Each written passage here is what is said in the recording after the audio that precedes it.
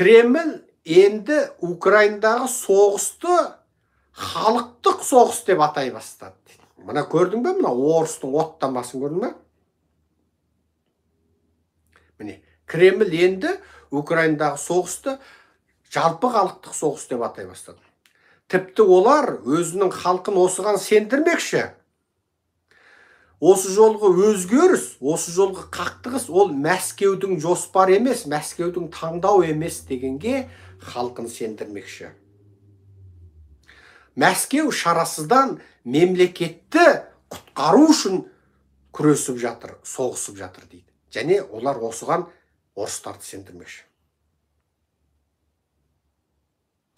Тіпті америкалық және еуропалық мансаптылар менен сарапшылар, Ресей медиалары, Ресей мансаптылары аталмыш лас бомбалар, лас шабуылдар деген жалған фейк ақпараттар арқылы Украинаның Ресей жерінде тіпті де басқа шабуылдарды ұйымдастыру мүмкін деген сияқты әңгімелерді қоздатып, орыстардың Украинге деген ашу ызасын қоздырмақшы дейді.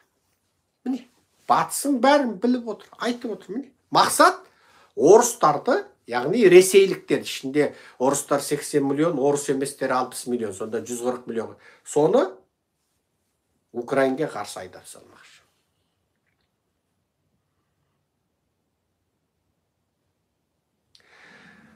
Сәрсенбі күні дейді.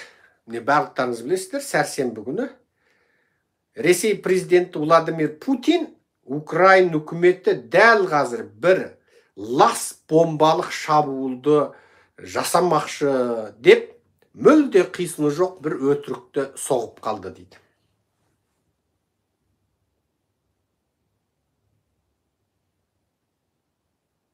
Ал оның бұл жолғы жаласы Ресейдің жылда өткізілетін атомдық әскери жаттығуының алдында айтылды дейді. Яғни атомдық әскери жаттығу, атом қару әскери жаттығуының алдында айтылды.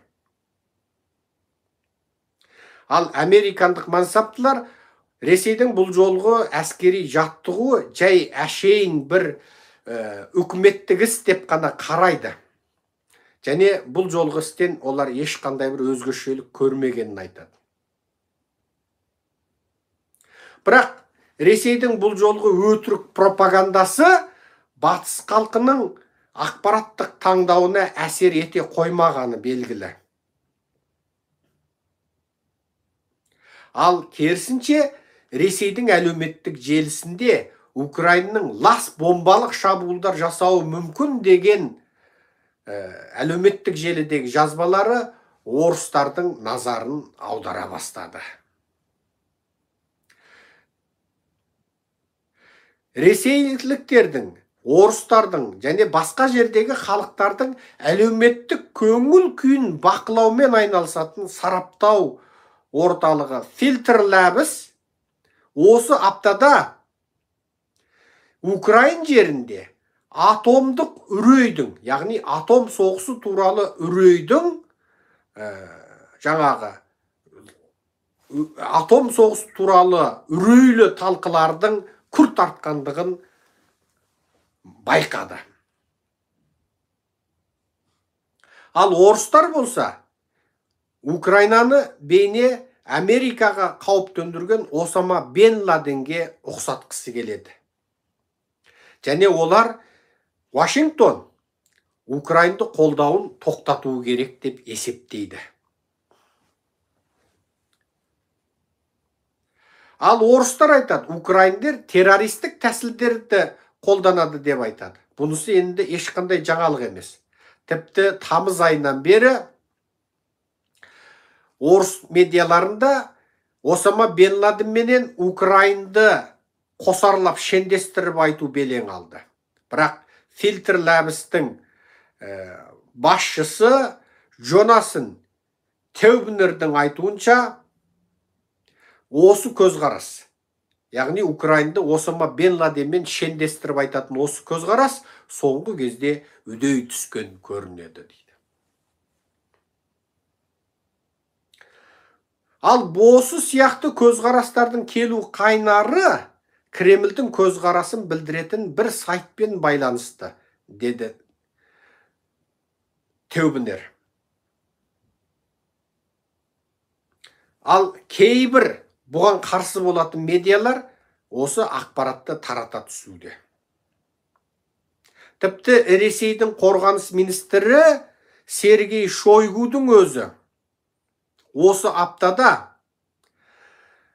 Украинаның аталмыш лас бомба шабуылын ашық әшкере жазғырудан ілгері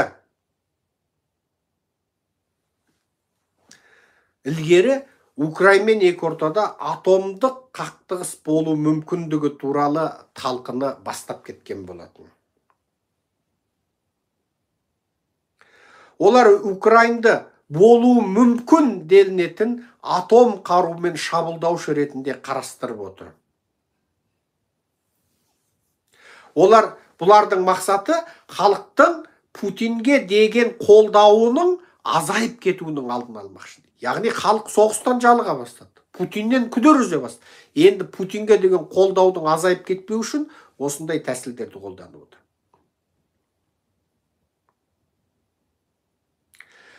Жалған өтірік ақпараттарды тарату және жалған үгіт насихатты күшейту Путиннің ежелден қолданып келе жатқан ескілікті өте маңызды күрес тәсілі. Тіпті Украинге шабуылдап кіруден ілгері Мәскеу Украин туралы мүлде өтірік ақпараттарды қарша боратып жіберді. Бұл туралы логикалли айтты. Тіпті олар Украинның шығысындағы орыс тілді халықтарға геноцид жасап жатыр, тұқымын тұздай құрту саясатын жүргізіп жатыр деп орыстарды сендірмек болды.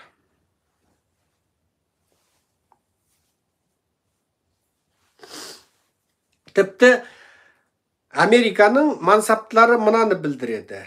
Ресей соғыстан ілгері әлеуметтік желіде Украинге қаратқан кейбір жалалары, әсіресе Киев, тіпті химиялық шабуыл жасауы мүмкін деген сияқты өтірік фейк ақпараттары, бұл да осы жолғы соғыстың бір құрамдас бөлігі.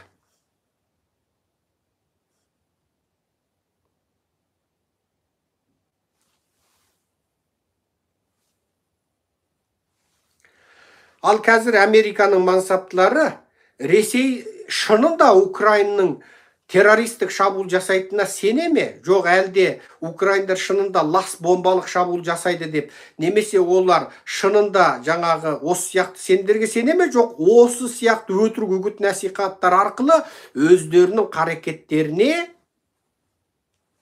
сылтау іздемекші ме деген мәселеде америкалық мансаптылар соңғысын ұстанады.